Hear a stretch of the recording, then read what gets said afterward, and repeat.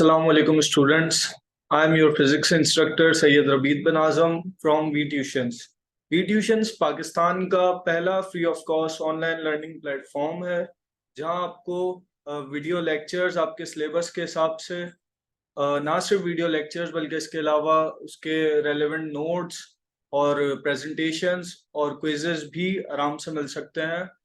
आप ये सारा मटेरियल एक्सेस करने के लिए हमारी वेबसाइट www.vtuitions.com पर जाके आप इजीली एक्सेस कर सकते हैं।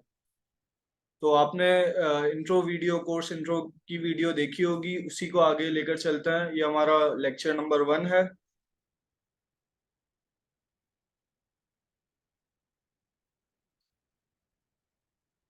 हमारा फर्स्ट चैप्टर है द स्कोप ऑफ फिजिक्स और इस लेक्चर में जो हम टॉपिक्स कवर करेंगे वो होंगे definition of physics, history of physics और ब्रांचेस ऑफ फिजिक्स। बेसिक चीजें कवर करेंगे इस लेक्चर में। So first, what is physics? Physics is a branch of science which deals with matter, energy and their interaction. यहाँ ये तीन words बहुत important है और तीनों को हाईलाइट किया गया है, बोल्ड किया गया है। Matter, energy and there interaction. तो पहले मैटर और एनर्जी क्या होती है उसका थोड़ा सा रिवीजन कर लेते हैं। Matter is anything that has mass and occupies some space. कोई भी ऐसी चीज जिसका कोई मास हो, वजन हो और वो कुछ जगह घेरती हो, उसे हम मैटर कहते हैं। और energy is defined as ability of an object to do work और कॉज अ चेंज। मतलब किसी भी चीज की वो एबिलिटी या प्रॉपर्टी जिसकी वजह से वो कोई चेंज ला सके अपने सराउंडिंग के अकॉर्डिंग, तो उस एबिलिटी को हम कहते हैं एनर्जी। और अब हम पढ़ेंगे मैटर एनर्जी इंटरेक्शन। ये एक एग्जाम्पल के थ्रू समझाया गया है जो कि आपकी बुक से ही ली गई है। तो एग्जाम्पल है dropping off a mango from a tree.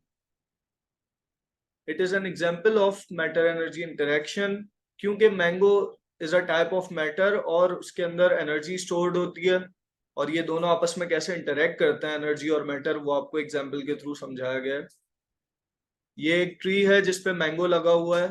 अभी मैंगो एक फिक्स पोजीशन पे लगा हुआ है, तो इसके अंदर जो एनर्जी स्टोर है जो कि पोजीशन की वजह से किसी भी ऑब्जेक्ट में स्टोर होती है उसको हम कहते हैं पोटेंशियल एनर्जी।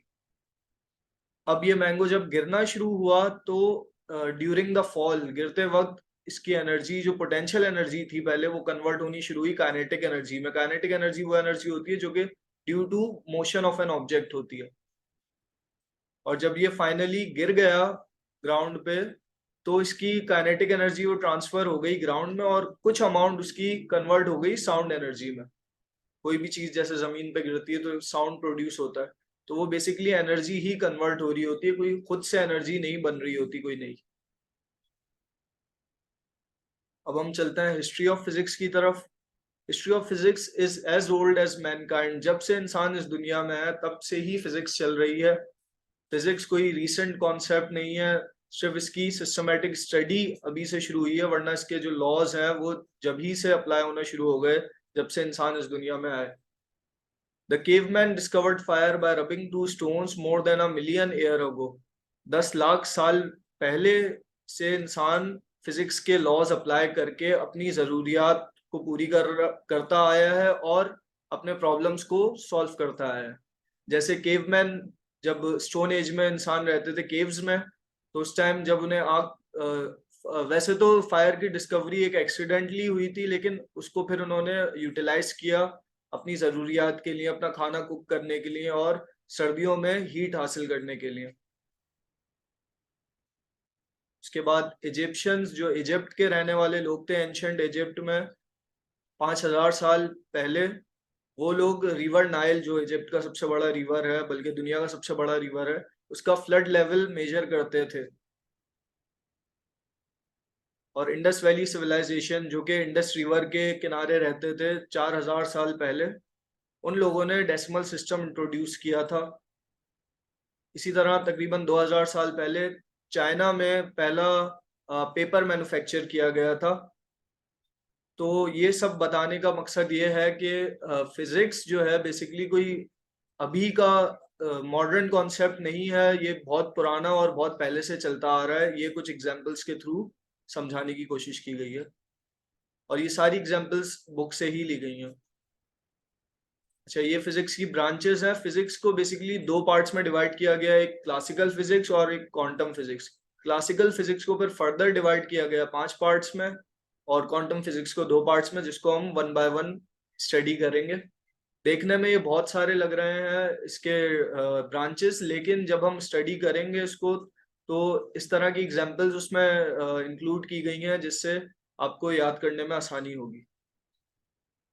तो नंबर 1 है nuclear physics. Nuclear physics basically study of atomic nuclei होता है। जो एटम का न्यूक्लियस होता है उसकी स्टडी को हम कहते हैं atomic nuclear physics. Nuclei basically plural word है न्यूक्लियस के लिए। और जो एटॉमिक न्यूक्लियाई होता है वो बेसिकली एक एटम का सेंट्रल पार्ट होता है जिसके अंदर प्रोटॉन्स और न्यूट्रॉन्स होते हैं और उसके अराउंड इलेक्ट्रॉन्स रिवॉल्व करते हैं। देन हमारे पास है मॉलिक्यूलर एंड एटॉमिक फिजिक्स। इसके अंदर हम properties of atoms and molecules पढ़ते हैं, जैसे नाम से ही हमें पता चल रहा है। और इसकी जो एप्लीकेशन है वो मटेरियल साइंस और नैनो टेक्नोलॉजी में होती है। अब मटेरियल साइंस में इस तरह होती है कि हमें कोई भी नया प्रोडक्ट बनाना हो तो उसमें कौन सा मटेरियल सूटेबल रहेगा, उसकी स्टडी पूरी, उसके मॉलिक्यूलर लेवल पर उसकी स्टडी, वो सारी आती है under the umbrella of molecular and atomic physics. जैसे इसकी एग्जांपल ले लें, जैसे जहाज की बॉडी जब बनती है एयरप्लेन की, तो उसके लिए जो मटेरियल यूज करना होता है वो ऐसा करना होता है जो कि बहुत हार्ड भी हो मटेरियल, लेकिन वेट में वो लाइट हो, एयर प्रेशर और विंड प्रेशर बर्दाश्त कर सके, इस तरह से हार्ड हो, लेकिन वेट में जितना लाइट हो उतना अच्छा। इसलिए एल्युमिनियम यूज किया जाता है उसके लिए। नेक्स्ट है हमारे पास plasma physics. Plasma physics basically हम स्टडी करते हैं properties of ionised gases. Ionised gases वो गैसेस होती हैं जिनके हर मॉलिक्यूल ने इलेक्ट्रॉन, कुछ ना कुछ इलेक्ट्रॉन या तो ट्रांसफर किए हैं या फिर एक्सेप्ट किए हैं। अच्छा, इसकी एग्जांपल्स हमारी नॉर्दर्न लाइट्स होती हैं जो कि आसमान पर दिखती हैं उन कंट्रीज में जो कि नॉर्थ पोल या साउथ पोल के करीब होता है, वहाँ अक्सर आसमान पे इस तरह की लाइटनिंग दिखती है। और इसकी एप्लीकेशन है नियॉन बल्ब्स में और एनर्जी प्रोडक्शन में इसकी एप्लीकेशन है। Plasma basically fourth state of matter भी कहा जाता है। मेडिकल फिजिक्स है फिर हमारे पास। मेडिकल फिजिक्स जैसे नाम से ही पता चल रहा है, study of applications of physics in medical sciences. Physics की एप्लीकेशन मेडिकल साइंसेस में। इस पिक्चर से ऐसे हमें पता चल रहा है कि एक्सरे की पिक्चर है ये। तो एक्सरे बेसिकली ये भी फिजिक्स के थ्रू ही होता है, जो रेडिएशंस, इसमें भी फिजिक्स के ही फिनोमेना यूज हो रहे होते हैं या लॉज यूज हो रहे होते हैं। इसके अलावा दूसरी जगह पे भी एप्लीकेशंस हैं, जैसे अल्ट्रासाउंड या और इस तरह की बीमारियां डायग्नोस करने के लिए जो हम प्रोसीजर्स करते हैं उसमें भी फिजिक्स ही अप्लाई होती है। नेक्स्ट है हमारे पास solid state physics. Solid state physics में हम प्रॉपर्टीज ऑफ सॉलिड मटेरियल्स को स्टडी करते हैं कि जो सॉलिड मटेरियल्स हैं हमारे पास उनकी क्या प्रॉपर्टीज हैं, और इनकी एप्लीकेशंस होती हैं इलेक्ट्रॉनिक डिवाइसेस में, जो मोबाइल में ट्रांजिस्टर्स या माइक्रोचिप्स वगैरह लगते हैं। और इसके अलावा सोलर एनर्जी सेल्स में जो सोलर एनर्जी प्लेट्स बनती हैं उसमें भी इनकी बहुत आजकल एप्लीकेशंस हैं। इसके बाद है हमारा पार्टिकल फिजिक्स। पार्टिकल फिजिक्स में हम स्मॉलेस्ट पार्टिकल्स को स्टडी करते हैं एक मैटर के अंदर। जो सबसे स्मॉलेस्ट, अगर हम एक मैटर को तोड़ना शुरू कर रहे हैं तो एक वक्त आएगा कि वो ऐसा पार्टिकल आ जाएगा हमारे पास जो मजीद नहीं ब्रेक डाउन हो सकता, तो उस पार्टिकल को स्टडी किया जाता है पार्टिकल फिजिक्स में। और इसकी एप्लीकेशंस हैं न्यूक्लियर एनर्जी में, और इसके अलावा मेडिकल इमेजिंग, जिस तरह मेडिकल फिजिक्स में भी बताया गया था, डिफरेंट डिजीजेस को डायग्नोस करने के लिए, डिफरेंट टेस्ट और प्रोसीजर्स करने के लिए। फिर आता है हमारे पास एस्ट्रोफिजिक्स। एस्ट्रोफिजिक्स में हम स्टडी करते हैं हेवनली बॉडीज को, जैसे सन, स्टार्स और गैलेक्सीज, प्लैनेट्स, इन सबको हम स्टडी करते हैं एस्ट्रोफिजिक्स में। सो उम्मीद करता हूँ आप लोगों को लेक्चर समझ आया होगा और इंटरेस्टिंग लगा होगा। हमें सब्सक्राइब करें हमारे यूट्यूब चैनल को, और इसके अलावा अगर आपके कोई क्वेश्चंस हैं तो वो आप उसको पूछने के लिए हमारे व्हाट्सएप कम्युनिटी भी ज्वाइन कर सकते हैं। आपके क्वेश्चंस का वहाँ आंसर कर दिया जाएगा, और अगर जरूरत पड़ी तो उनके लिए एक सेपरेट वीडियो भी बना दी जाएगी। Thanks for watching.